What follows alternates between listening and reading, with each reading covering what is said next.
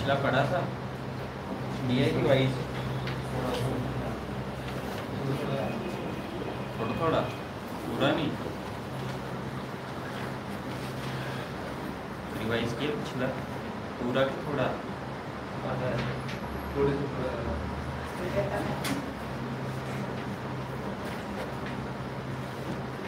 नया जो current affair होता है ना पिछले से लिंक होता है, अगर बीच में छोड़ दिया है एक बार का तो अगला स्किप, यानी जो नई न्यूज है पुरानी से कनेक्टेड होती है। मैक्सिमम जितना भी स्टैटिक होता है, अगर नया कुछ आएगा तो फिर मैं तब बताऊंगा, अदरवाइज अगर मैंने बता दिया होगा तो मैं उस चीज़ पे नहीं जाऊँगा दोबारा से। ठीक है, बहुत चीज़ें ऐसी हम कल पढ़ चुके, पिछला करंट अफेयर ही आपने देखा कितने सारे टॉपिक ऐसे थे, चाहे वार का था, चाहे वो प्रेसिडेंट का था या फिर इमरजेंसी का, तो हम पहले में कर चुके थे। तो अगर आप उनको रिवीज जब भी आना है ना करंट अफेयर की क्लास में, पुरानी शीट साथ में लानी है जब भी आना है। 1 से 15 मई, 15 से 31 वाली, अभी 1 से 15 वाली जून वाली साथ में उठानी है। और जो आपको कहा है कि A4 साइज पेपर लगा वो भी जरूर लगा लो। एट दी एंड देखना आपके पास कितना मटेरियल हो जाएगा, एंड में आपको कहीं और से जरूरत ही नहीं पड़ेगी। और एक ही जितना आपको एक्स्ट्रा बताते हैं वो भी लिखना पड़ेगा, क्योंकि क्वेश्चन वहीं से बनते हैं। करंट अफेयर की जो बात है वो सिर्फ स्टडी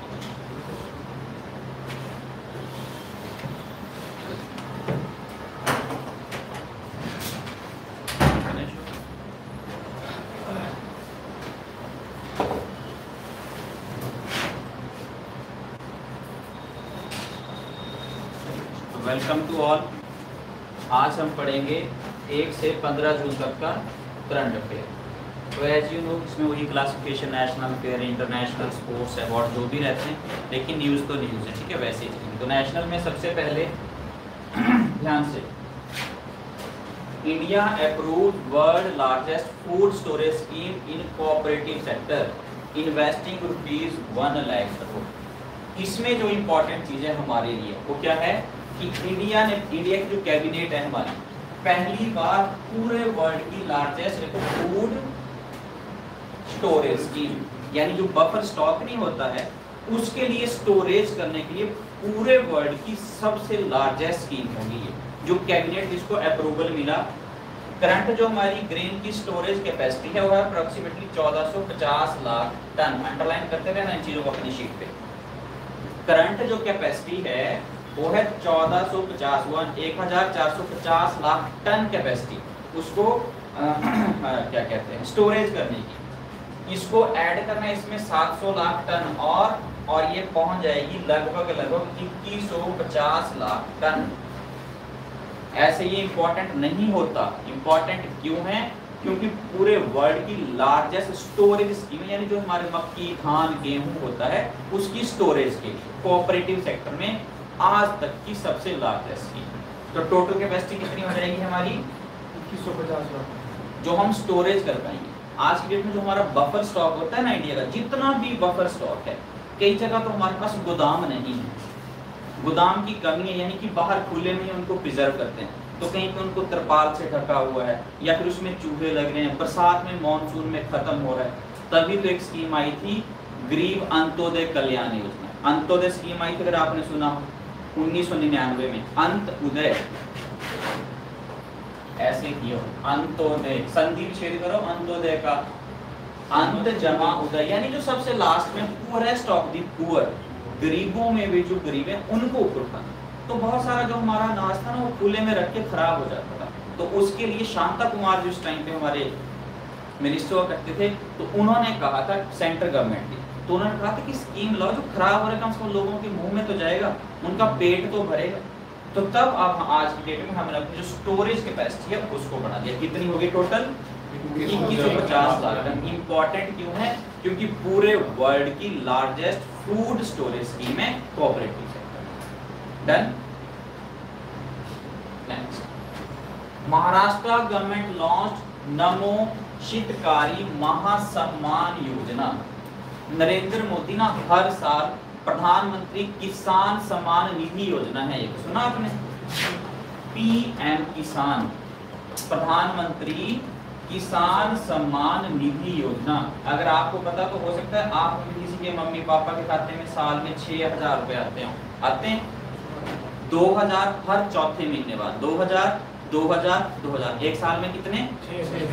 किसान को कुछ नहीं करना है, बस वो किसान है, कुछ कंडीशन लगाई गई हैं, उसके बेस पे हर 4 महीने बाद अपने आप खाते में कितना पहुंच जाता है?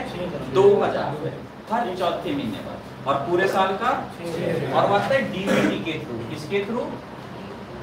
डीबीटी की फुल फॉर्म पूछ लेते हैं। DBT is direct benefit transfer. क्या है डीबीटी? तो आपके खाते में, यानी जो इसके योजना के अंतर्गत आता है, उनको 2-2000 रुपए देके पूरे साल में कितने देते हैं? ये है सेंट्रल गवर्नमेंट की स्कीम। अब इस महाराष्ट्र सरकार ने शुरू कर दी नमो शिवकारी महासम्मान योजना। ये बोलते हैं कि जो 6000 मिलता है किसान को वो ठीक है, हम उसके अलावा कितना और देंगे? देखना, financial aid is in addition to amount of ₹6000 already received in instalment per year, Pradhanmantri Kisan Samman Nidhi योजना। इंपॉर्टेंट स्कीम है। डीबीटी का फिर से डायरेक्ट बेनिफिट ट्रांसफर, बीच में बिचौलिए नहीं है, सेंट्रल गवर्नमेंट खाते में डालेगी सीधा आपके अकाउंट में, ठीक है? यानी कि आपका पैसा इधर उधर नहीं जाएगा, सीधा आपके पास पहुंचेगा। तो कितना हो गया इनको टोटल? 12000। तो मजे है ना, जबकि ये गलत बात है, फ्री में नहीं देना चाहिए। और जब ये एक बार हम क्लास में पढ़ रहे थे, ये बात चल रही थी कि फ्री बांटना चाहिए कि नहीं, आप क्या कहते हैं इस बारे में? बांटना चाहिए। फ्री बांटना नहीं चाहिए, उससे ना लोगों की फिर हैबिट्स खराब होती है। चाहे थोड़ी बहुत मेहनत ही करा लो, जैसे नरेगा प्रोग्राम है। नरेगा कब आया था? नरेगा का पूरा नाम है MNREGA, Mahatma Gandhi national rural employment guarantee act. उसमें दिहाड़ी लगाने जाते हैं, फिर पैसे मिलते हैं, चाहे काम हुआ थोड़ा ही करेंगे, पर पता है कि मेहनत करनी पड़ेगी। ये जो फ्री वाला कल्चर है ना, ये देश के लिए खतरनाक है। आने वाले टाइम में आपको समझ आ जाएगी। तो महाराष्ट्र सरकार ने पेपर पूछेंगे कि शिवकारी महासम्मान योजना किसने शुरू की? किसने की? महाराष्ट्र के सीएम। पिछले करंट अफेयर में बहुत अच्छे से हुआ है। Eknath Shinde deputy CM, Devendra Fadnavis governor. List बनाई आपने, मैंने आपको कहा था, लिस्ट बनाई थी, मैंने कहा था कि सीएम स्टेट का नाम, वहां के सीएम कौन है, गवर्नर कौन है, वो स्टेट एस्टैब्लिश कब हुई, बनाइए लिस्ट है। ये बहुत ही आपके काम आएगी। देखो अगर आपने पढ़ा था तो एकदम से आप आंसर करते हैं महाराष्ट्र के गवर्नर का, और अगर आप प्रिपरेशन करें तो बातें आनी चाहिए। एक मतलब इंटेलिजेंट पर्सन से इतना तो एक्सपेक्ट किया जाता है, उसको इतना सा पता हो। जिसने नहीं बनाई है लिस्ट को प्रिपेयर कर लेना, बहुत काम आएगी, ठीक है? तो ये जो स्कीम है वो महाराष्ट्र सरकार, defence export of India up by 23 times since 2014। 2014 के बाद आज चला है 2023, 9 सालों में इंडिया का जो एक्सपोर्ट है किस मामले में, वो कितना गुना बढ़ा? बहुत होता है, 23 टाइम्स ज्यादा। कारण क्यों बढ़ा? कारण है make in India. Make in India programme कब आया है? 2014। तारीख 25 सितंबर 2014, मेक इन इंडिया। तो देखो, impressive growth of 23 times demonstrate India's advancement in global defense manufacturing industry, जिसका रीजन है मेक इन इंडिया, ठीक है? और भी आत्मनिर्भर भारत अभियान की तरफ एक इनिशिएटिव है, सुना आत्मनिर्भर भारत अभियान जो कोविड के टाइम पे चलाया गया, उसकी तरफ एक इनिशिएटिव है। तो अगर पूछे कितना एक्सपोर्ट बढ़ा इंडिया का, तो कितना बढ़ा? 23 टाइम्स। 25 सितंबर 2014। कौन सा? ये किसने? ये तो मतलब सारी जो रहती है पूरा डिफेंस एक्सपेंडिचर का साफ रहता है। तो इंडिया ने जब अपनी ही मिनिस्ट्री ने उसका पूरा डाटा किया, तब ये एक सिपरी करके भी आता है, पर वो सिपरी का नहीं है, SIP आ रहा है। ये सिपरी का डाटा नहीं है, ये अलग से कि अपना ही इन्होंने बना के कि कितना एक्सपोर्ट हमारा बढ़ा है। जहाँ जब पूरा निकालते हैं ना, तो इतना ज्यादा हमारा बढ़ा है, ठीक। PM Svanidhi scheme celebrate successful completion of 3 years. सामने देखिए ये क्यों जरूरी है। PM Svanidhi, it is prime minister street vendor Atmanirbhar Nidhi. ये देखो prime minister street vendor Atmanirbhar Nidhi. ये जो हमारे स्ट्रीट वेंडर होते हैं ना, गोलगप्पे वाले, रेडियो वाले, जो आपको घर घर आके फल फ्रूट सब्जियां सब कुछ दे रहे हैं यहाँ पे, ठीक है, आवाजें मारते आते हैं, ये उनके लिए, जो मोमो वाले हैं, चाउमीन वाले, रेडियो वाले आते हैं, उनके लिए सरकार ने एक स्कीम चलाई थी पीएम स्वनिधि। क्या नाम है?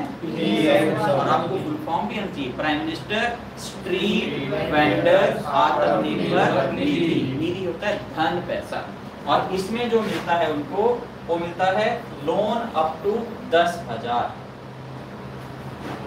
ठीक है, 2 over 50 लाख स्ट्रीट। ये 50 लाख लोन नहीं है, लोन है 10,000, पर कितने स्ट्रीट वेंडर को दे दिया? 50 लाख से ऊपर।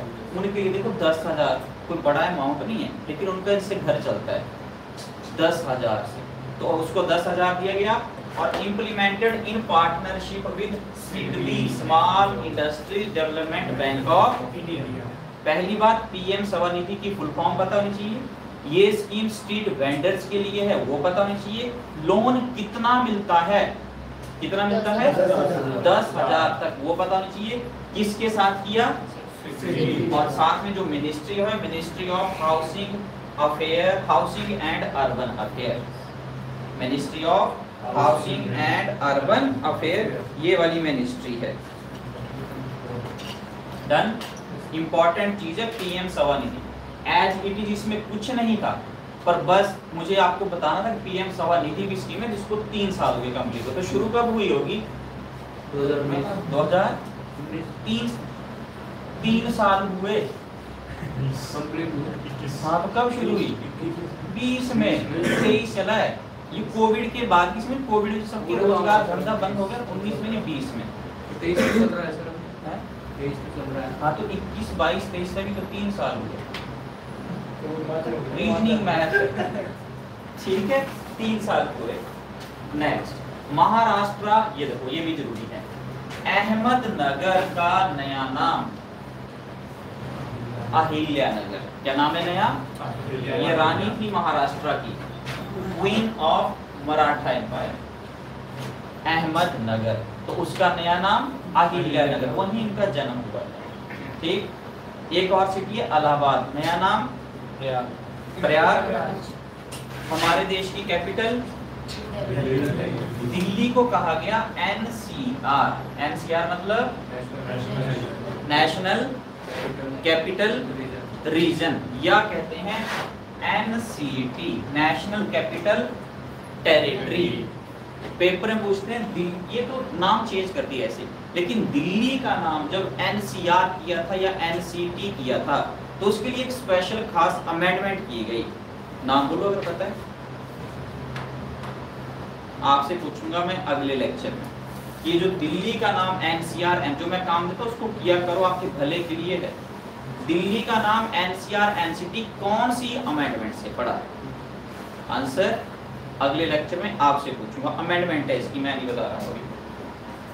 फिर ये भी बहुत जरूरी है, RBI launches 100 days 100 page campaign to settle unclaim deposit. क्या है ये समझना, सामने देखिए। आरबीआई, पहले तो पेपर का क्वेश्चन, 100 days 100 पेज, ये किसने स्कीम चलाई? आंसर आरबीआई के बारे में मैंने आपको पूरी इंफॉर्मेशन दी। आरबीआई का एक्ट कब आया? 1934। आरबीआई एस्टैब्लिश कब हुआ?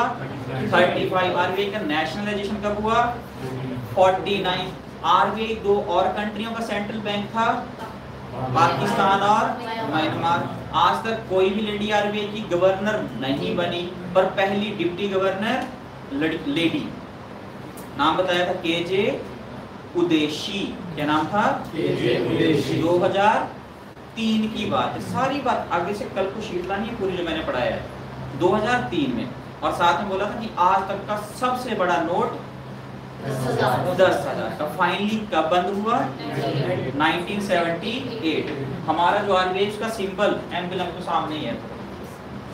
Tiger and palm tree. इसको किससे, जो टाइगर था, टाइगर की जगह पहले क्या हुआ करता था पता है आपको? Lion, LION। तो टाइगर के लायन की जगह क्या आ गया? टाइगर। सारी बातें हुई हैं हमारी, ठीक। तो अब RBI के बाद चलते हैं सीधा सीधे 100 डेज 100 पेज। किसका कैंपेन? पहली बात, RBI ने जब ये कैंपेन शुरू किया तो RBI का एक ही मोटिव था, इतना सारा पैसा हर बैंक में पड़ा है कि पता ही नहीं है वो पैसा किसका है, उसको कोई क्लेम ही नहीं कर रहा है। जैसे मान लो आपका कोई दादा परदादा कोई हो सकता है, हमेशा ऐसा नहीं कि आप हो सकता है, आप पूछ लेना घर में, क्या पता कि आपका ही पैसा हो, आपको पता ही नहीं है, दादाजी इतना जमा करा के चल गए, परदादा जी। तो एक कैंपेन शुरू की RBI ने, बोला कि इतना पैसा है बैंकों के पास कि पता ही नहीं लग रहा है किसका है, कोई क्लेम करने नहीं आ रहा है। तो बोला उसके लिए क्या करें? बोला हर डिस्ट्रिक्ट के हर बैंक की हर ब्रांच में एक कैंपेन शुरू करते हैं। कितने दिनों के लिए? 100 डेज। उन दिनों के अंदर हम ढूंढेंगे कि वो पैसा किसका है। अगर कोई आ गया क्लेम करने को कि ये मेरा, ऐसे नहीं उठे मेरा है, विद प्रूफ कि हाँ जी आधार कार्ड ये वो सारी चीजें, फिर तो ठीक है उसको दे दिया। अदरवाइज वो जो पैसा है that is transferred to DEA fund, it is depositor educational and awareness. ये इसमें चला जाता है, सुन लो एक बार, इसमें चला जाता है। इसमें चला गया इसका मतलब ये नहीं है कि पैसा आपका लैप्स हो गया, जिसका भी होगा आने वाले टाइम में आप उसको दोबारा क्लेम कर सकते। क्लियर? अब पढ़ो news. Aimed at tracing and settling top 100 unclaimed deposit every bank every district with in 100 days. Clear होगी बात? अगर कोई आ गया तो अच्छी बात है, अगर नहीं आया तो चला जाएगा DEA में। पर इसका मतलब नहीं कि लैप्स हो गया, बाद में भी आप उसको क्लेम कर सकते हैं। और ये पैसा कौन सा होगा? ये वो पैसा है, ध्यान से सुन लो, ये वो पैसा है जिसको क्लेम करने के लिए पिछले 10 सालों से कोई नहीं आया। कितना? 10 साल। Unclaimed deposit refers to fund that have been remained untouched, inactive for period of 10 years। समझ गए बातें? ये जरूरी है। बीच में मैंने आपको और भी इंफॉर्मेशन दी ताकि आप लिंक बना रहे पढ़ने के लिए, इंपॉर्टेंट मैं आपको सारा बता रहा हूं। अंडरलाइन कर लेना अपनी शीट पे। चलिए आगे। इतना क्लियर है? 100 डेज 100 पेज किसका कैंपेन हुआ? RBI का। अनक्लेम 10 सालों के लिए DEA में चला जाएगा, उसके बाद भी क्लेम कर सकते हैं। Government sets up 3 member panel to pro Manipur violence. अब मैं नहीं बताऊंगा, आपको सब बताया मैंने पिछले लेक्चर में। मणिपुर कौन सा आर्टिकल लगा वहां पे? आर्टिकल मणिपुर की कौन सी कम्युनिटी? कौन सी? मेती। कौन सा स्टेटस मिला? ST। जो ऑलरेडी ST थे भड़क गए, अंदर ही अंदर वहां पे गड़बड़ हो गया सारा, एक तरह से वॉर ही छिड़ गई उनकी आपस में। सरकार को वहां पे मजबूरन आर्टिकल कौन सा लगाना पड़ा? 355 बताया था। 355 के साथ साथ 352, 356, 360 भी बताया था। तो 355 आर्टिकल क्या है?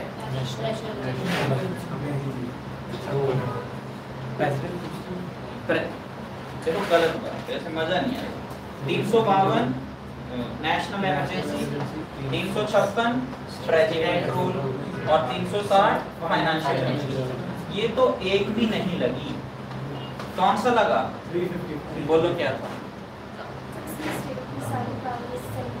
नो, इसमें बोला था, मैं तुम्हें बता रहा हूँ क्योंकि तो मैंने नहीं बताना था। 355 इसलिए, सॉरी 355 कि सेंटर को प्रोटेक्ट करना है स्टेट्स को, अगर एक्सटर्नल कोई एग्रेशन होता है या इंटरनल डिस्टरबेंस होती है। पिछली शीट निकाल के देखना, पूरी लाइन वैसे ही लिखाई है। तो अब पिछली न्यूज से पूरा कनेक्टेड है। अब हम उससे एक स्टेप आगे, अब मेती कम्युनिटी है, मणिपुर, वो अगर आपको सारा याद होगा, अप्सपा वाला भी पूरा पड़ा था। अब सीधा पहुंचना है कि गवर्नमेंट ने पैनल बनाया, किसके लिए? सारी बातें क्लियर। और उसके चेयरमैन कौन है? ये इंपॉर्टेंट बात है। कौन है? अजय लांबा। डन। शीट देख लेना पुरानी, क्लियर हो जाएगी सारी बातें। Next NIRF 2023, it is national institute, जो है उनकी रैंकिंग आती है, नेशनल इंस्टीट्यूट रैंकिंग फ्रेमवर्क। सामने देखो, national institute ranking framework, IIT Madras top spot for 5th consecutive year. ये जो national institute of ranking framework है, पहली बार ये रैंकिंग आई 2016। अगली बात, इसको लाती है ministry of education. Ministry of education का पुराना नाम MOHRD, ministry of human resources and development. तो मिनिस्ट्री ऑफ एजुकेशन 2016 से एक रैंकिंग लाती है, नाम है NIRF, national institute ranking framework. उसमें रैंक देते हैं डिफरेंट जो हमारे इंस्टीट्यूशन है उनका। तो उसमें टॉप किसने किया? IIT। दूसरे नंबर पे मिलेगा Indian institute of sciences Bengaluru. तीसरे नंबर पे मिलेगा IIT दिल्ली। अब खोलो अपनी शीट, खोलिए, उस शीट पे देखना एक टेबल बना है,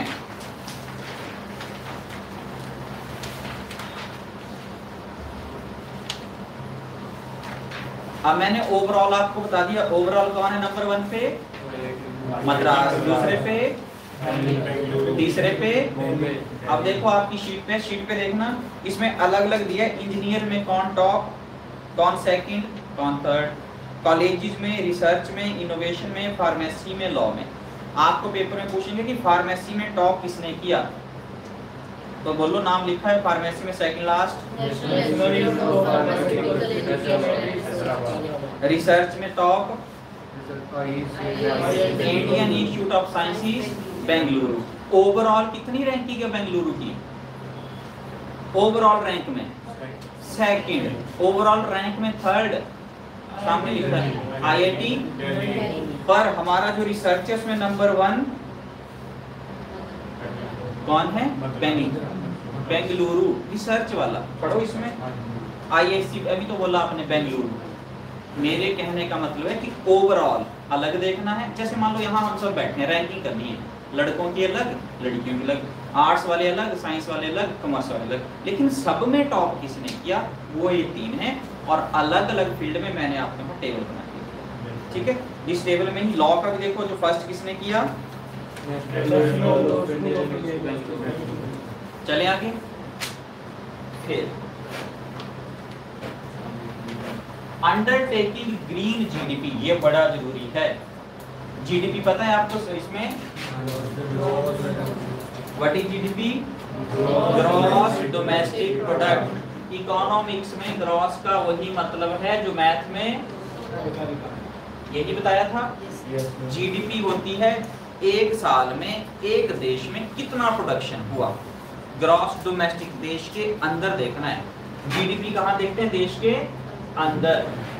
ग्रॉस नेशनल प्रोडक्ट GDP होगा देश के अंदर, जो हमारा पूरा इंडिया है उसके अंदर।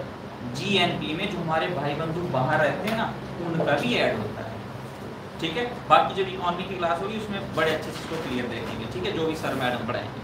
पर इसमें जो बात है वो है, अब GDP होती है कि एक साल में एक देश में कितनी प्रोडक्शन हुई, फाइनल देखते हैं, फाइनल प्रोडक्शन, ठीक है। बात अब कॉन्सेप्ट आया ग्रीन GDP का। ग्रीन GDP बोलती है कि तुम्हारी GDP ठीक है, अमेरिका आगे, चाइना आगे, रशिया आगे, इंडिया आगे, सब बढ़िया है, पर क्या जब तुमने अपने देश की GDP निकाली तो तुमने जो नुकसान पहुंचाया एनवायरनमेंट, इतना पोल्यूशन किया कोयले से, इतनी सारी चीजें जो बर्बाद की, एनवायरनमेंट का भी ख्याल रखा कि नहीं? तो किसी ने नहीं रखा। उन्होंने उसको भी इंक्लूड किया, जो गंद मारा ना उन्होंने बीच में, उसको भी इंक्लूड किया। बोला ऐसा नहीं करना है, जो तुमने पोल्यूशन फैलाया है, एनवायरनमेंट को नुकसान पहुंचाया, उसको माइनस करो। तुम्हारे देश की टोटल GDP मान लो कितनी है, मान लो कितनी, 100 रुपए टोटल, उसमें से तुमने एनवायरनमेंट को कितना नुकसान पहुंचाया, 10 रुपए। पेड़ पौधे काटे, पोल्यूशन हुआ, सारी चीजें हुई, तो तुम्हारी GDP कितनी होगी? यही नाम है किसका?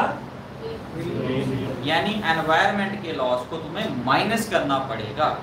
That is actual GDP known as. पढ़ो यहाँ पे green GDP is an economic indicator, green GDP is an economic indicator that takes into account, ये है इंपॉर्टेंट, अब कौन सी, एनवायरमेंटल, नीचे देखिए known as environmental adjusted GDP और जेन्युइन प्रोग्रेस इंडिकेटर, यानी तुम्हें किसकी कॉस्ट को माइनस करना पड़ेगा, जो तुमने एनवायरमेंट को नुकसान पहुंचाया, उसको डिग्रेड किया, उसमें डिप्लीशन की, नेचुरल रिसोर्सेज की, तुमने जो पॉल्यूशन फैलाया उसको माइनस करो, तब निकालो अपने देश की जीडीपी। तो नया कॉन्सेप्ट जो है वो कौन सा है, ग्रीन जीडीपी। ठीक है, जीडीपी क्या होता है, एक साल में एक देश में फाइनल प्रोडक्शन कितना हुआ गुड्स का और सर्विसेज का, उसको क्या कहते हैं, जीडीपी, देश की बाउंड्री के अंदर, याद रखना। और जीएनपी में जो बाहर में हमारे भाई बंधु हैं उनका भी ऐड करना है। ठीक है, बहुत सारी टर्मिनोलॉजी करंट अफेयर में बड़ा टाइम लग जाएगा, उसको अलग से देखिए। ठीक, Mekedatu project, Karnataka urges Tamil Nadu support for balancing reservoir, ये पेपर में क्वेश्चन बनेगा यहाँ से। पहली बात, मेघदातु जो प्रोजेक्ट है aims to create a balancing reservoir on Kaveri river, पहला क्वेश्चन यहीं से बनेगा, कौन सी नदी पे, Kaveri river. Project intend to support agriculture activity, सबसे इंपॉर्टेंट लाइन, किस किस के बीच में है चला हुआ, कर्नाटका और तमिलनाडु। कौन सा प्रोजेक्ट, और कौन सी नदी पे बन रहा है, और इसका जो मेन जो फंक्शन होगा वो क्या है, एग्रीकल्चर एक्टिविटीज के लिए, यानी पानी वगैरह वो सारी चीजें हैं। ठीक, नदी कौन सी है, अब हमारी नदियां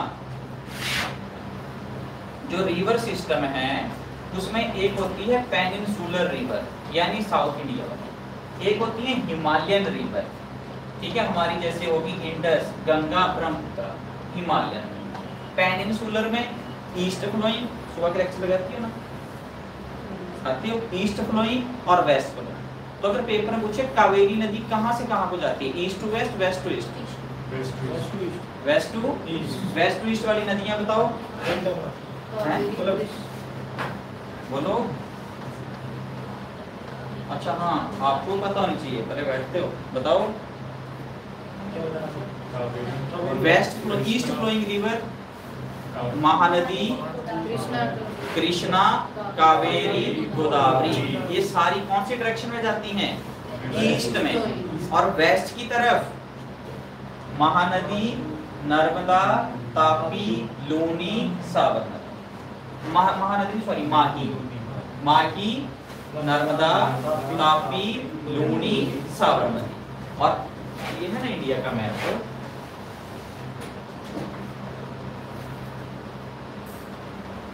तो जाएंगी, ये वाली डायरेक्शन है ईस्ट, ये वाली है वेस्ट। तो यहाँ से महानदी, कृष्णा, कावेरी, गोदावरी कौन सी डायरेक्शन में, ईस्ट, वेस्ट की तरफ को माही, नर्मदा, तापी, लूनी, साबरमती। इधर को कौन सी, ईस्ट की तरफ को फ्लो करेंगे, कहाँ गिरेगा उनका पानी, वे ऑफ बंगाल में। वेस्ट की तरफ आएंगे उनका पानी कहाँ गिरेगा, अरेबियन सी में। याद रखना, पूरी रिवर का 10% पानी कहाँ है, अरेबियन में, 90% कहाँ है, डन। याद रखना, तमिलनाडु और कर्नाटका के बीच में Mekedatu. PM Modi launches 2 scheme for wetland and mangrove conservation on world environment day. पहली बात, वर्ल्ड एनवायरनमेंट डे कितनी तारीख को होता है, 5। आगे अब मोदी ने 2 स्कीम शुरू की एनवायरनमेंट डे पे। एक का नाम है अमृत धरोहर, दूसरी है मिस्टी, फुल फॉर्म है mangrove initiative for shoreline habitats and tangible incomes. World environment day पे 2 स्कीम आई, एक आई अमृत धरोहर, दूसरी आई मिस्टी की full form mangrove initiative for shoreline habitat and tangible. Scheme का purpose aimed at reviving and conserving India's wetlands, mangrove campaign green future green economy, इसमें जो important है जहां से क्वेश्चन बनेगा आने वाले टाइम में वो क्या है, टर्म वेटलैंड। क्या है? अब सामने देखो सभी ध्यान देना, मोदी जी ने 2 स्कीम लाई, ठीक बात है, नाम याद होगी, एक है अमृत धरोहर, दूसरी है डन, और ये की एनवायरमेंट डे पे 5 जून को, वो भी ठीक है। पर इसमें जो क्वेश्चन बनेगा वो है, इन्होंने स्कीम चलाई, स्कीम का एक ही मोटिव है, रिवाइव कंजर्व इंडियाज वेटलैंड। क्या है? कितने वेटलैंड इंडिया में? वेटलैंड के लिए एक कॉन्फ्रेंस हुई, आपने सुना होगा, रामसर साइट, सुना? रामसर कहाँ हुआ? ईरान में हुआ। गुड। रामसर कन्वेंशन कब हुई? लिखते रहो साथ में। रामसर साइट्स का कन्वेंशन आएगा वेटलैंड से पूरा। रामसर साइट्स यानी रामसर कन्वेंशन, रामसर कन्वेंशन हुई ईरान में, कौन से साल में? 1971। इंडिया में भी कुछ रामसर की साइट्स हैं, वो कितनी हैं? रामसर साइट्स कितनी हैं? 75 साइट्स हैं इंडिया में। किसकी? रामसर की। किससे रिलेटेड? वेटलैंड डे कब होता है? 2 फरवरी को। लिख लेना अपने पास, जिनको पता नहीं है, world wetland day, world wetland day 2 Feb. और रामसर कन्वेंशन कब हुई? 19। इंडिया ने कब ज्वाइन किया? 1982। लिख लेना अपने पास, इंडिया ने ज्वाइन किया 1982। डन जी। इंडिया में टोटल रामसर साइट कितनी है? याद रखना कितनी है? 70। अगर आपकी प्रिपरेशन है एसएससी की, बैंकिंग की, तो सिर्फ याद रखना 70। अगर किसी स्टेट की प्रिपरेशन भी कर रहे हो तो जिस भी स्टेट से हो, पंजाब, हरियाणा, हिमाचल, उत्तराखंड, जे&के, लद्दाख, जितने मैंने नाम लिए, हर बच्चे हैं यहाँ पे, आपको बताना चाहिए आपकी स्टेट से रामसर साइट में कितने वेटलैंड है। मैं हूँ एचपी से, और एचपी में कितने वेटलैंड हैं? 3। एचपी वाले कौन है? हाथ खड़ा करो, पता करके लाना ये 3 कौन कौन? रेणुका है, रेणुका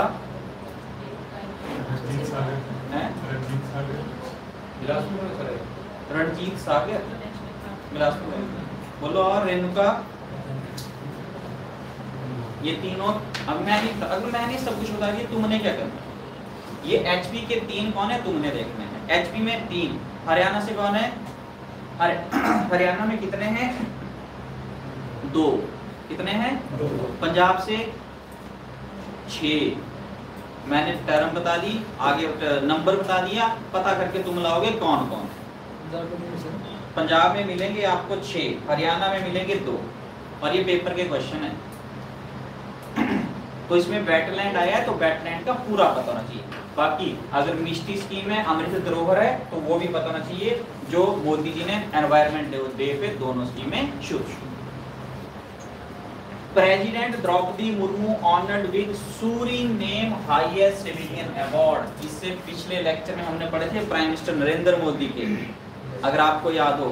ऑर्डर ऑफ जायद किसका है? ऑर्डर ऑफ ZYED किसका है? Order of Zayed UAE।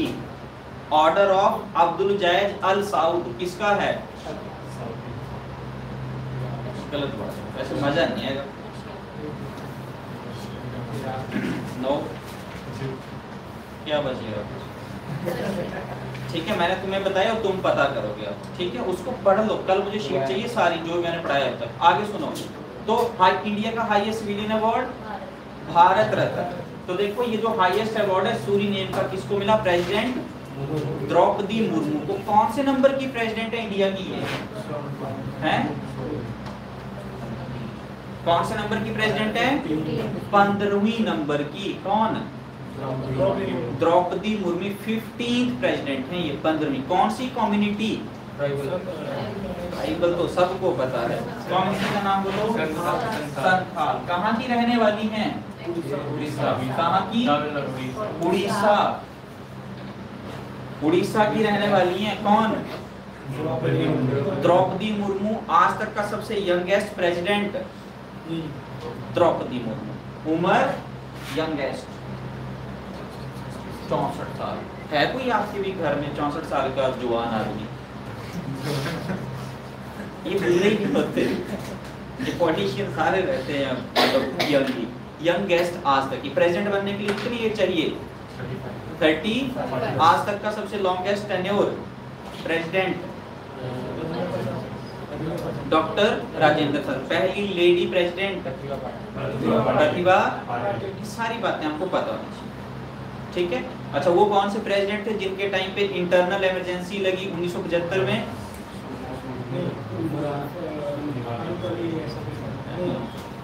बताओ। फखरुद्दीन अली अहमद। इन सारी बात दिमाग में रिपीटेशन करो। मैंने पिछले लेक्चर में आपको सब बताया है, हर चीज हर बार रिपीट नहीं कर सकते, ठीक है। तो बात है कि इनको सूरीनेम का हाईएस्ट अवार्ड मिला, उसका नाम पढ़ लेते हैं। देखो, Droupadi Murmu first Indian to be honoured with grand order of the chain of yellow star. जो हाईएस्ट अवार्ड कहाँ का है? सूरीनेम का highest award, order grand order of the chain of the yellow star. इनको ये अवार्ड दिया सूरीनेम के president Chandrika Prasad Santokhi ने। अंडरलाइन कर लेना शीट पे, चंद्रिका प्रसाद संतोखी ने दिया इनको ये अवार्ड।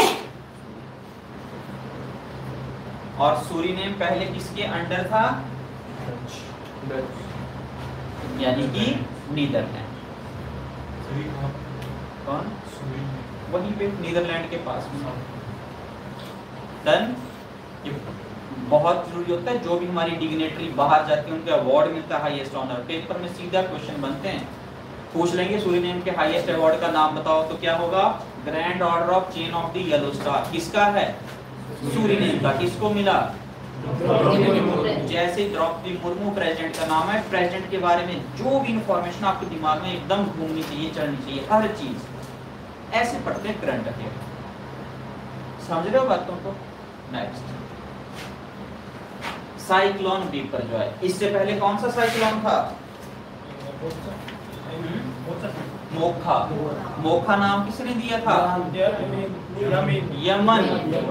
और उसमें इंडिया इस सबसे ज्यादा हिट हुई थी कंट्री म्यांमार। म्यांमार हुई थी तो इंडिया ने वहां एक ऑपरेशन शुरू किया उनकी हेल्प के लिए। नाम?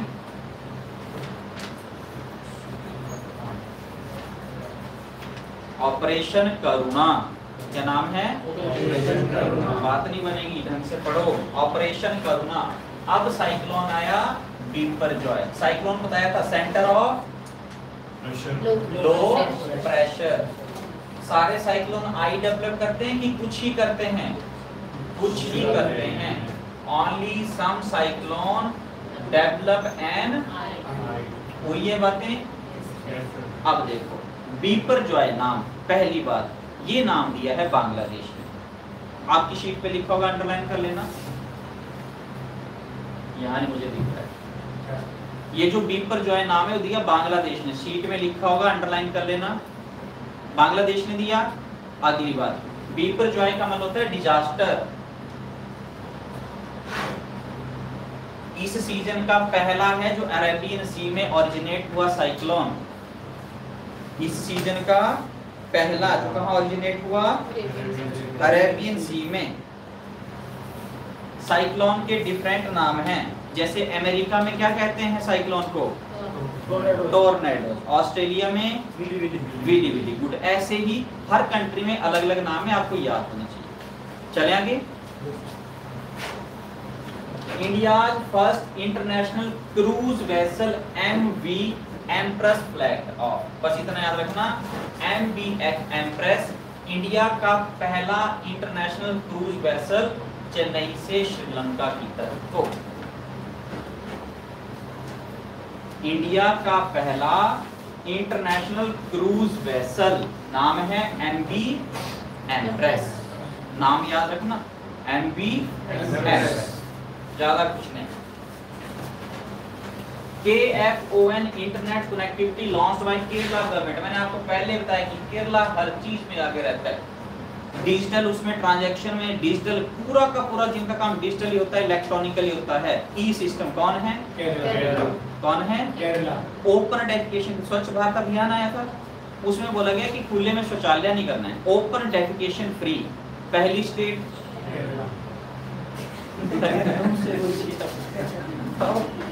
पहली स्टेट ओपन डेफिकेशन फ्री, पहली सिक्किम। कौन है? दूसरी हिमाचल प्रदेश। पेपर के क्वेश्चन बनेंगे यहाँ से। ये सिर्फ इसलिए बताया क्योंकि मैंने पिछले लेक्चर में आपको बोला था कि हमेशा आगे ही रहता है केरला, पर ओपन डेफिकेशन फ्री में नहीं आगे। कौन है? Number 1, number 2 done. अब देखो ये जो केरला है वहां पे ये है Kerala fibre optical network. Kerala first state to declare right to internet as, इससे मतलब स्पीड बढ़ानी है वहां की जो जितनी भी पॉपुलेशन है, जो गांव में रहती है, पंचायतें हैं जहां पे नहीं पहुंची है कनेक्टिविटी, वहां कनेक्टिविटी पहुंचानी है। तो KFON internet connectivity launch by Kerala government, यानी वहां की आम जनता को भी कनेक्ट करना है हमारे इंटरनेट में। कौन सी स्टेट? केरला के CM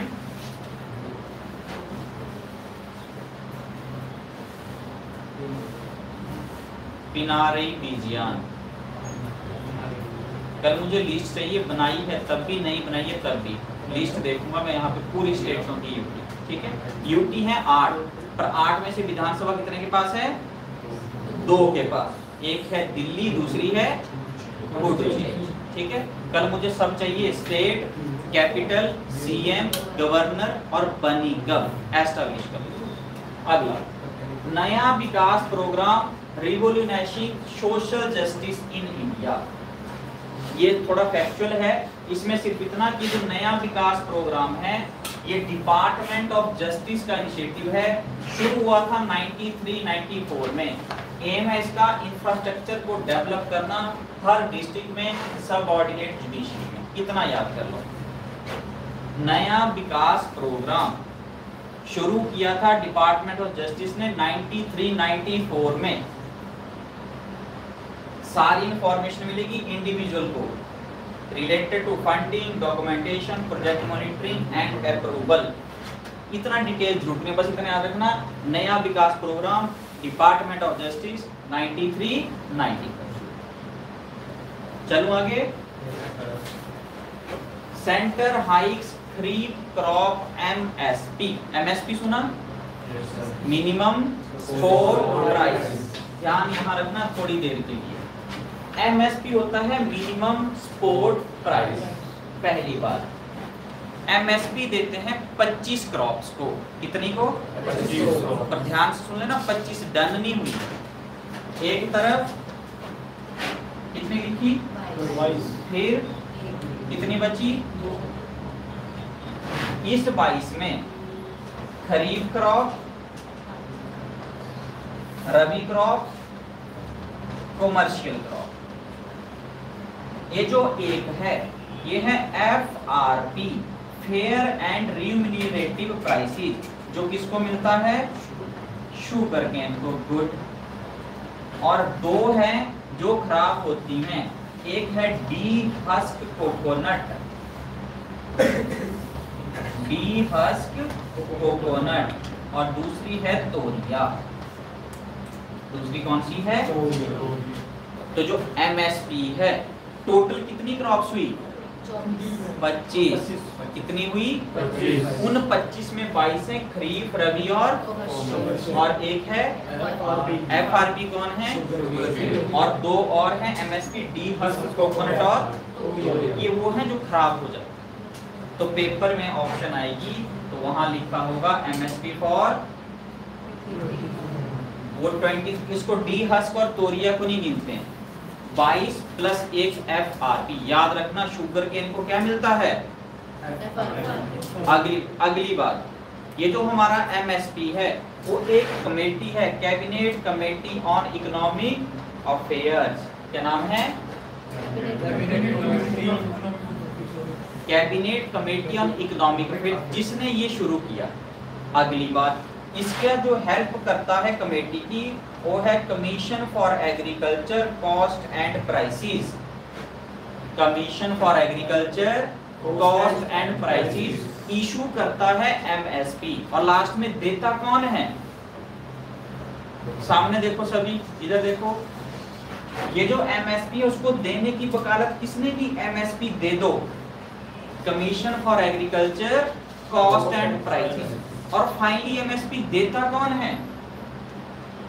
cabinet committee on economic affairs. कितनी क्रॉप्स को? 23 क्रॉप्स। एक बात और सुन लो ध्यान से, अब बोलते हैं कि सीएसीपी का सिर्फ एक काम है, जितनी प्रोडक्शन की लागत हुई है उससे कितना ज्यादा देना? एमएसपी 1.5। जितनी प्रोडक्शन की लागत हुई, मान लो प्रोडक्शन की लागत हुई 10 रुपए, कितनी हुई? तो एमएसपी कितना होगा? 1.5 टाइम। कितना हो गया? 10 का 1.5 टाइम, 2 टाइम कितना हुआ?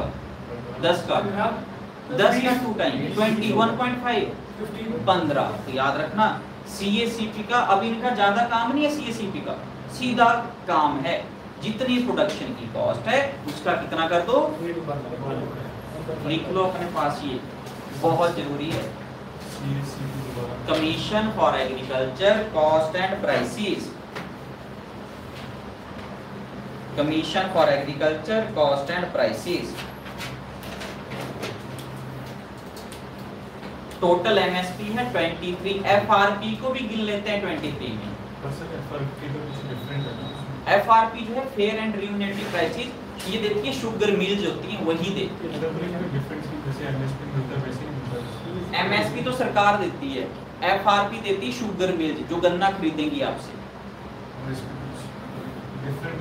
बोल तो रहा हूँ एफआरपी है ये, पर इसको एमएसपी में अगर आएगा एमएसपी कितनी क्रॉप से, तो आंसर होगा 23, क्योंकि एफआरपी को भी शुगर इसी में गिन लेते हैं।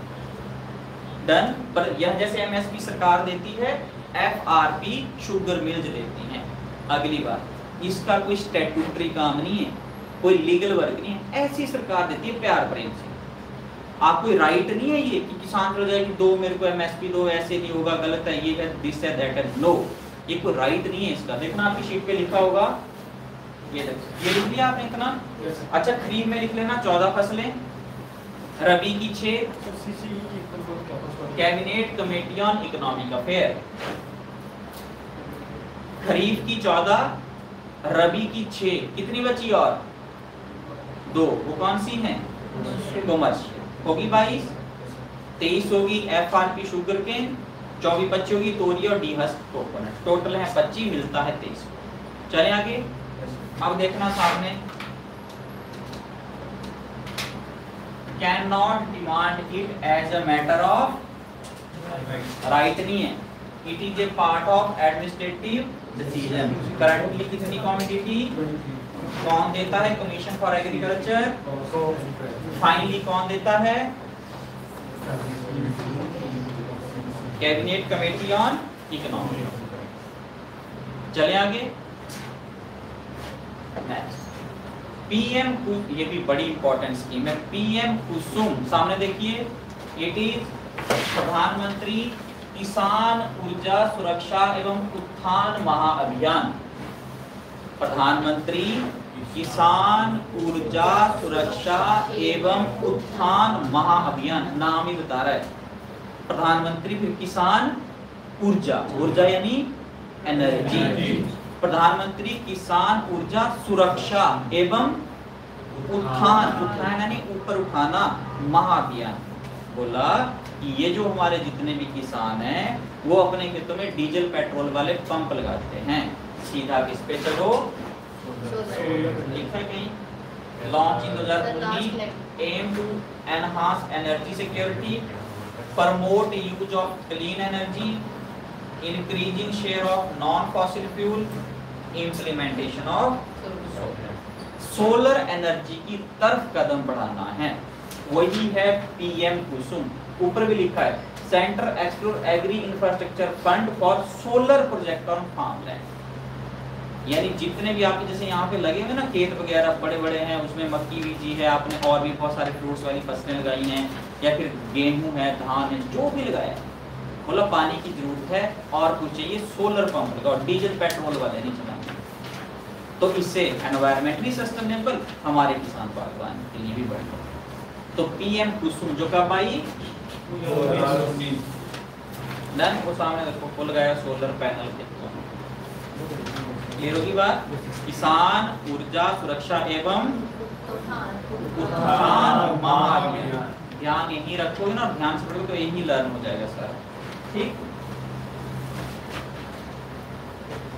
मुथामी Selvi first Tamil Nadu women to scale Mount Everest पे चढ़ने वाली पहली वुमेन तमिलनाडु से।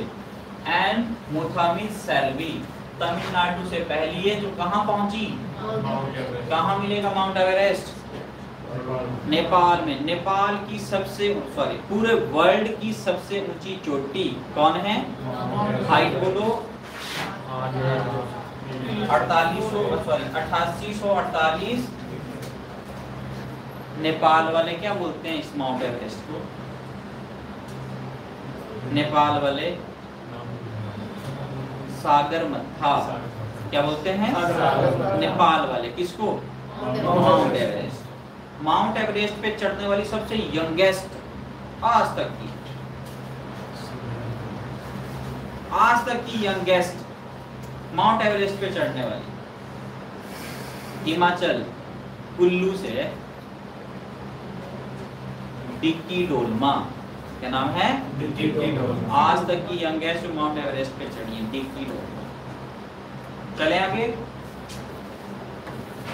India emerged as world second largest producer of crude steel. कच्चे स्टील के लिए इंडिया सेकंड नंबर पे आ गया। बहुत इंपॉर्टेंट इंफॉर्मेशन है। पहले था 4th नंबर पे, अब आ गया सेकंड नंबर पे प्रोडक्शन के मामले में क्रूड स्टील में। बात है 2022-23 की। Behind China. नंबर 1 पे कौन है, नंबर 2 पे इंडिया। पहले कौन से नंबर पे था, डन, याद रखना इस चीज को भी। India successfully flight test new generation ballistic missile Agni prime. पहली बार ये वो वाली है जिसको देखो सामने देखो, लॉन्च कहां से होगा, डीआरडीओ ने किया है ये, ठीक है। और ये हुआ doctor APJ Abdul Kalam island, जो कहां है, यहाँ से इसका जो है बिल्कुल वो फ्लाइट ही चलेगी यहाँ से, मतलब इसमें इंपॉर्टेंट बात। हाँ, बैलिस्टिक मिसाइल। मिसाइलें कई तरह की होती हैं, एक है बैलिस्टिक मिसाइल, दूसरी होती है, क्या फर्क है दोनों में, कंट्रोल किसको कर सकते हैं, सुनो, जो बैलिस्टिक मिसाइल है ये चलती है अंडर ग्रेविटी। अगर आपने एक बार छोड़ दी तो ये कहां जाके गिरेगी, कहां जाके गिरेगी, नाम बता रहे हैं, हम इसको गाइड कर सकते हैं। मेरे कहने का मतलब है जो बैलिस्टिक मिसाइल एक बार आपने छोड़ दिया, आप उसको गाइड नहीं कर सकते। मिसाइल अपने हिसाब से जाएगी जहां भी जाएगी, जहां से भी उसको ग्रेविटेशनल पुल ज्यादा खींचेगा वहीं जाके गिर जाएगी। तो बैलिस्टिक मिसाइल कौन सी होती है, जो अंडर ग्रेविटी चले। और जो क्रूज मिसाइल है उसको गाइड कर सकते हैं, लिख लेना, cruise missile can be guided.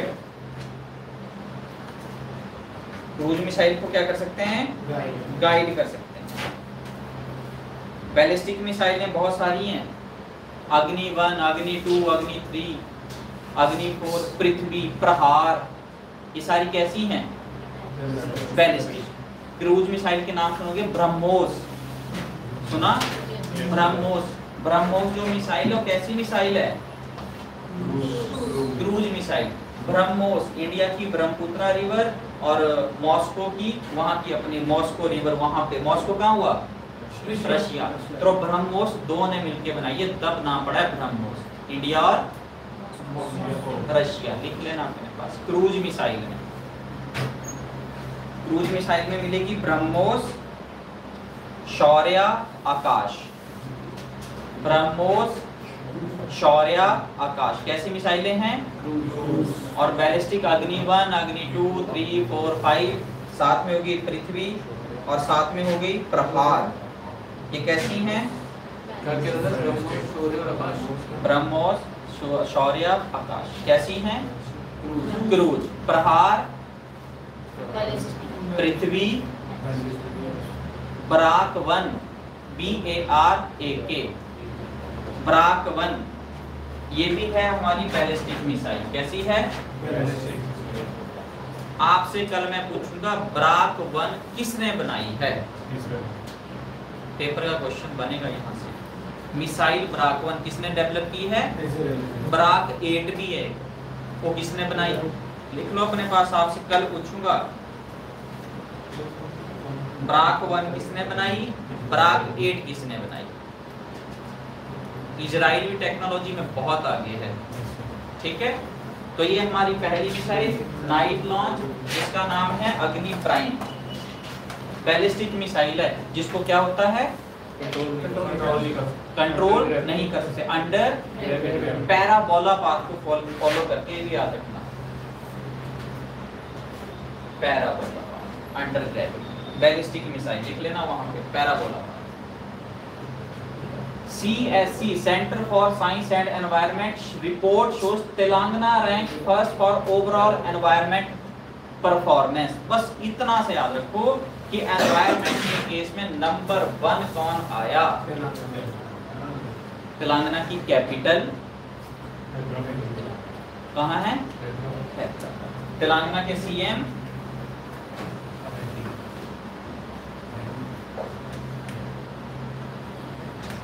Telangana के CM लिस्ट बना लेना ढंग से, मैं कल चेक करूंगा। नेक्स्ट, यूपी गवर्नमेंट लॉन्च नंद बाबा मिल्क मिशन स्कीम। सीधा आएगा नंद बाबा। नंद बाबा कौन है? नंद बाबा श्री कृष्ण, आगे आगे उनके पापा नंद बाबा। तो यहाँ एक यूपी गवर्नमेंट ने एक स्कीम चलाई है। एम क्या है? एम क्या है? मिल्क प्रोडक्शन को एनहांस करना, नंद बाबा स्कीम। और ये भी याद रखना, कैटल की ब्रीड मुर्रा, बफेलो, साहिवाल, गिर। पेपर में पूछ लेंगे कैटल की ब्रीड कौन कौन सी है? मुर्रा, साहिवाल और गिर। तो नंद बाबा स्कीम है मिल्क की प्रोडक्शन को एनहांस करने के लिए। कौन सी स्टेट में? उत्तर प्रदेश। कर्नाटका अनाउंसेस फ्री बस ट्रैवल शक्ति स्कीम फॉर वुमेन। ये है स्कीम का नाम। शक्ति स्मार्ट कार्ड बनाना है, फ्री ट्रैवल स्टेट की बसों में 11 जून से शुरू। कर्नाटका की बात है। ये फिर से वो फ्री वाला कल्चर। एक वो प्रधानमंत्री किसान सम्मान निधि योजना, एक हो गई ये। हिमाचल जाओगे तो वहां पे अगर सरकारी बस में लेडीज बैठती हैं 50% ऑफ। जिसका 800 किराया लगना उनका लगेगा विद इन स्टेट। इंडिया में देखे तो मजे ही आ गए। ये भी बड़ा इंपॉर्टेंट है। Gulf of Mannar marine national park. देखो इसमें क्या जरूरत है, क्या जरूरी है? यूनेस्को का अवार्ड इस बार किसको मिला? गल्फ ऑफ मन्नार हमारे देश का क्या है? बायोस्फीयर। और ये है first marine biosphere reserve in south and south east Asia. ये इंपॉर्टेंट बात है। साउथ ईस्ट एशिया का पहला क्या? मैरीन नेशनल पार्क, जिसका नाम है gulf of Mannar national park बना 1980 में। अंडरलाइन कर लेना, 1980 में बना गल्फ ऑफ मन्नार। क्लियर हुई बात? अब यहाँ पे एक वर्ड आया बायोस्फीयर। इंडिया में कितने बायोस्फीयर रिजर्व हैं? इंडिया में वेटलैंड कितने? रामसर साइट के अंदर 75। इंडिया में बायोस्फीयर रिजर्व कितने हैं? कितने हैं? 18। 18 है पहली बार। कितने हैं? अब जो यूनेस्को का अवार्ड है इस बार किसको मिला? गल्फ ऑफ मन्नार को। अगली बार ये जो बायोस्फीयर रिजर्व का कॉन्सेप्ट है कौन ही लेके आया होगा? United nation perform educational scientific cultural organisation. UNESCO बना 1945। हेडक्वार्टर है पेरिस फ्रांस में। सारी बातें बताइए तुमको, पिछले लेक्चर में देख लेना, ठीक है। अब यूनेस्को का ही कॉन्सेप्ट है बायोस्फीयर रिजर्व। इंडिया में कितने हैं? 18। सबसे पहला कब बना? India Nilgiri biosphere reserve 1986। India का पहला बायोस्फीयर रिजर्व कौन है?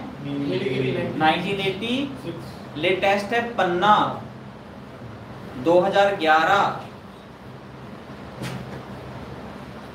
लार्जेस्ट है कच्छ गुजरात वाला। बायोस्फीयर रिजर्व टोटल है 18। पहला है नीलगिरी 1986 वाला, दूसरा है लेटेस्ट है हमारा पन्ना 2011 में, सबसे बड़ा है कच्छ गुजरात में, वो बना 2008 में। 18 में से 12 हैं हमारे जो 18 में से 12 हैं जो मैन एंड बायोस्फीयर रिजर्व के अंतर्गत आते हैं। इस इंफॉर्मेशन को ढंग से लिख लेना। इंडिया में कितने बायोस्फीयर रिजर्व? 18 में से 12 किसके अंडर आते हैं? Man and biosphere reserve. लिख लो यूनेस्को वाला, हाँ वही यही man and biosphere reserve programme. Man and biosphere reserve programme done. ये प्रोग्राम यूनेस्को का है। कौन से वाला? Man and biosphere reserve. ये आया था 1971 में 71।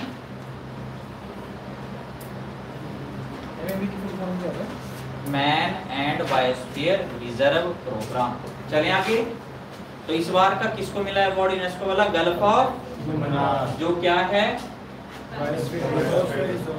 पहला कैसा? मैरीन बायोस्फीयर रिजर्व साउथ और साउथ ईस्ट एशिया। चलो आगे। CM learn and earn scheme launched by MP government. Learn and earn will equip young people with skills that are highly sought after employer। कहाँ शुरू हुई? MP में। MP जो है area wise कौन से नंबर पे आता है?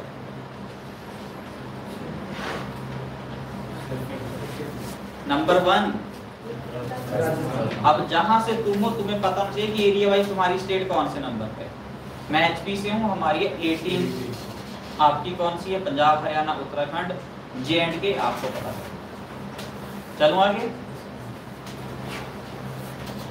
ये भी बहुत इंपॉर्टेंट है, पूछेंगे नेक्स्ट टेस्ट किस में शुरू किया जाएगा? नेक्स्ट क्या है? नेशनल एग्जिट टेस्ट, जो किया जाएगा मेडिकल साइंस में। लिखा है कहीं यहाँ? मेडिकल लाइन का टेस्ट है।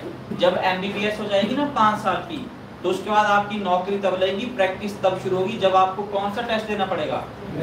आप जहां देखना, शीट देखो अपनी, जहां मर्जी से पढ़े हैं, चाहे स्टेट का कॉलेज हो चाहे एम्स क्यों ना हो, कौन सा टेस्ट देना पड़ेगा? तो याद रखना नेक्स्ट क्या है? National exit test. जब आपकी MBBS मेडिकल की पढ़ाई पूरी हो जाएगी तब आपको ये देना पड़ेगा। नेक्स्ट। और कब से शुरू होगा? नेक्स्ट याद रखना मेडिकल साइंस का टेस्ट है नेक्स्ट। चलो आगे। प्रोजेक्ट अक्षतीर, बस इसका भी एक ही फोकस है। Project Akashteer focus on building a comprehensive air defence picture for monitoring, tracking and ageing defence asset. इतना नहीं, सिर्फ इतना पूछेंगे कि अक्षतीर किससे रिलेटेड है। तो इंडिया का जो डिफेंस है उसको अपग्रेड करना है, यानी टेक्नोलॉजी को वर्ल्ड लेवल के साथ कंपटीशन में चलना है। कौन सा प्रोग्राम? अक्षतीर। चलो आगे। MP CM Shivraj Singh Chouhan launches Mukhyamantri Ladli बहना स्कीम। वहां पता क्या हुआ MP में? एमपी में जो शिवराज सिंह चौहान है किसके हैं, पार्टी कांग्रेस वाले चले गए वहां पे, बोला हम लड़कियों को ये देंगे, लेडीज को इतने रुपए पेंशन देंगे, 2000 3000 उन्होंने कर दी घोषणा।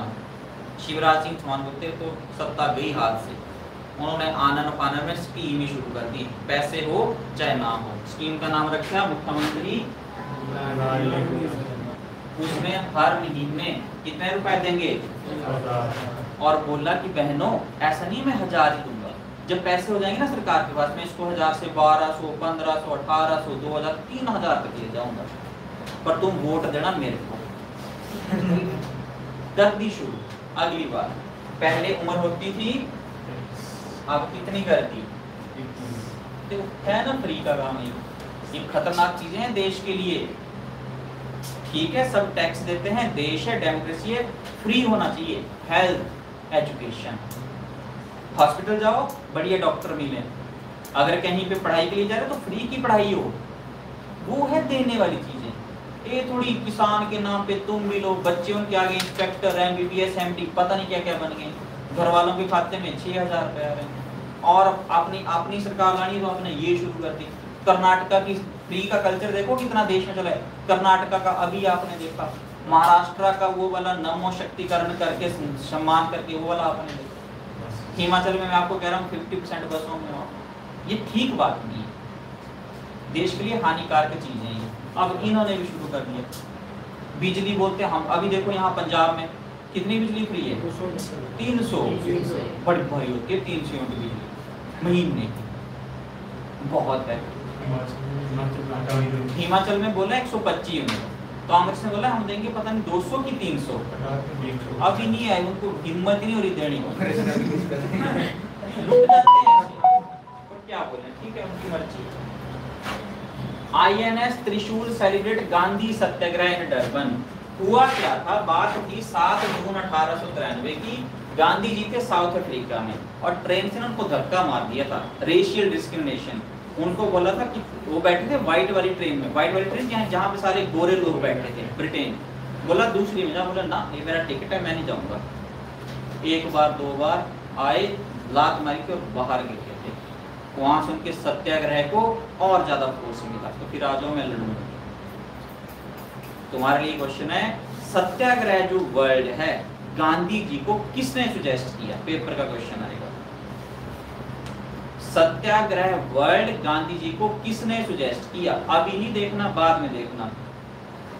सत्याग्रह वर्ड किसने सुजेस्ट किया गांधी जी को, पूछेंगे आप। Sarbananda Sonowal launches Sagar Samriddhi, Sagar Samriddhi online dredging monitoring system as part of waste to wealth initiative.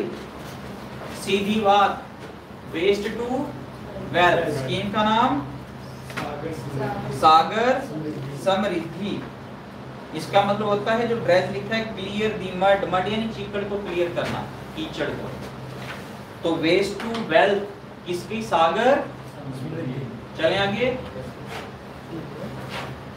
Insurer directed by IRDI to establish आभा आइडिया, ये बड़ा जरूरी है। आभा, आभा जो है IRD होता है, insurance regulatory development authority of India. क्या है, insurance regulatory development authority of India. जितनी भी इंश्योरेंस कंपनियां हैं, इन्होंने सबको बोला कि जिसका भी तुम्हारे पास इंश्योरेंस होती है, क्या कर दो कंपल्सरी अब पेपर। आभा, आभा लड़की के नाम से आभा। आभा की फुल फॉर्म है आयुष्मान भारत। आपकी पूरी इंफॉर्मेशन, आप कब बीमार हुए, कौन सी बीमारी थी, कौन सा टेस्ट हुआ, कौन सा इलाज हुआ, आपके एक आईडी में आ जाएगा, एक अकाउंट में। जैसे आपकी फेसबुक है, जैसे आपकी इंस्टाग्राम है, व्हाट्सएप है, सारी। इसका नाम आभा की फॉर्म आयुष्मान भारत हेल्थ।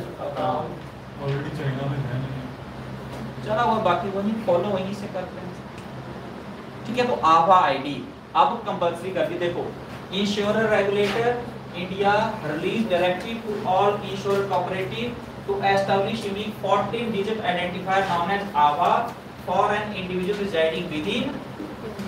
और देखो इससे क्या होगा, डिजिटली ऑथेंटिकेट, असेस, मैनेज, पूरी इंफॉर्मेशन होगी कि पीजीआई में करवाया, कि कहीं पीयू के मेडिकल कॉलेज में करवाया, कि हिमाचल में करवाया, कि एम्स में, दिल्ली में, जहाँ भी करवाया, पूरी इंफॉर्मेशन। अच्छी बात है। आभा आईडी है, डीमेरिट्स ऑनलाइन के हैं, लेकिन जब फेसबुक है वो भी चल रही है, इंस्टा भी चल रही है, देखिए ढंग का काम आभा आईडी वाला भी कर लेते हैं, क्या दिक्कत परेशानी है। फेसबुक हैक हो जाती है कई बार, मान लिया, पर इंफॉर्मेशन आपकी हेल्थ का क्या करना और होना, तो ये अच्छी बात है। डॉक्टर को पूरी इंफॉर्मेशन, कब तू बीमार हुआ, कब तेरे को पूरा दिखेगा, ऐसे आदमी को खुद याद नहीं रहता कब क्या हुआ। तो आभा आईडी अच्छी चीज है। अच्छा ये भी इंपॉर्टेंट है, Udhampur Doda parliamentary constituency among the most developed constituency. याद रखना, उधमपुर डोडा ये पार्लियामेंट्री कॉन्स्टिट्यूंसी है, one of the most developed constituency. कितनी है पूरे देश में?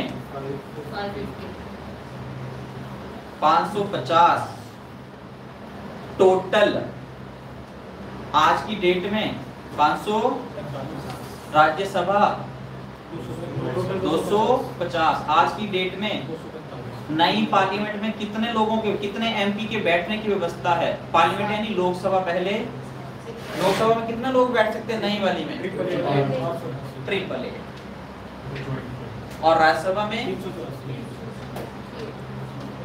राज्यसभा का डिजाइन किसके ऊपर है? लोटस। लोकसभा का पीकॉक। अगली बात, जितनी हमारी उसमें ज्वाइंट सेशन के लिए कितनी सीटें? आर्किटेक्चर कौन है नई पार्लियामेंट के? बिमल पटेल। कौन है? पुराने वाली कब बनी? 19 डेट भी बोल दो।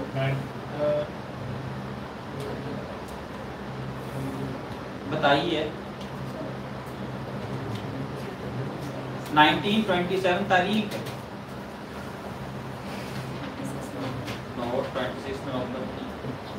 1927 पर। अच्छा उसके कौन था आर्किटेक्चर? एडविन लुटियन और हार्वर्ड बेकर। ये भी पता होना, मतलब एक बार तो पढ़ लिया ना, पूरा दिमाग में चढ़ना चाहिए साइकिल, तब पढ़ने का मजा आएगा। ठीक है, फिर उधमपुर डोडा सेंटर। अच्छा ये भी देखो, सेंट्रल गवर्नमेंट ने 150 से ज्यादा ऐप और यूट्यूब चैनल जो एंटी इंडिया थे सारे बंद, 150 से मई 2021 में बंद कर दिए। वायलेशन ऑफ सेक्शन आईटी का एक्ट है उसके अंतर्गत। पिछले साल जनवरी में भी इन्होंने बंद की थी 35 पाकिस्तानी बेस्ड यूट्यूब चैनल जो इंडिया के बारे में गलत न्यूज चलाते थे, सारी बैन। और जब अगर कहीं डिजिटल के ऊपर आपको ऐसे लिखने को आ गया कहीं एसएससी में या फिर आपके बैंकिंग में स्टेट का कोई टीसीएस का एग्जाम है, तो ये वाली इंफॉर्मेशन बहुत हेल्प करेगी वहाँ पे करंट की, कि डिजिटल तो ठीक है पर नुकसान देखो, जो मन किया वही बोल रहे हैं। तो इंडियन जो गवर्नमेंट है अभी उसने बड़ी सारी ऐपें जो है बंद की हैं जिनके ऊपर बैन लगाया हुआ बहुत सारे। हमारी भाषा हमारी विरासत 75 इंटरनेशनल आर्चीव डे 11 मार्च 1891 को कोलकाता में। National archive of India established 11 March 1891 at Calcutta. पूछेंगे कहाँ बना, ठीक है। और इसमें कुछ नहीं, more than 72,000 manuscript available at the premise and through the process of digitisation. Archives का है ये, पढ़ लेना, कुछ खास नहीं। लो जी, आरबीआई चीफ, आरबीआई के गवर्नर शक्तिकांत कौन से नंबर के? 25th। इनको मिला governor of the year at London central bank award. Governor of the year पूरे वर्ल्ड में कौन हुए? एक और है country national bank of Ukraine और दूसरा हमारा reserve bank of India. Top के 2 प्राइज इन 2 कंट्री का है, इंडिया को और चलें। इंपॉर्टेंट चीज है, only prime minister to be governor of RBI plus prime minister doctor Manmohan Singh. India tops digital payment ranking globally shows my government India data. India जो है ग्लोबल लीडर है डिजिटल पेमेंट में। और ब्राजील, मतलब डिजिटली हमने सबसे ज्यादा ट्रांजैक्शंस की ऑफलाइन को छोड़ के। नंबर 2 पे थाईलैंड, तीसरे पे थाईलैंड, चौथे पे और साउथ कोरिया 5वें पे, तीसरे पे चाइना। चाइना कौन से नंबर पे है? इंपॉर्टेंट चीज है।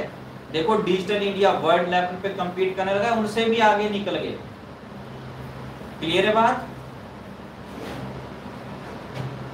यहाँ ठीक है, ये थे हमारे नेशनल अफेयर्स। जितने भी पढ़े उनको ढंग से पढ़ लेना, रिवीजन एकदम फुल्ली करना, और जो भी पहले पढ़ा ना उसको रिवाइज कर लेना, चीजें भूलेंगी नहीं। अगर आपने आज का पढ़ा पहले ना, फायदा नहीं है उन चीज़ों। ठीक है, तो अपने इस टॉपिक को ढंग से पढ़ना और रिवाइज करना। ठीक है, बाकी अगले लेक्चर में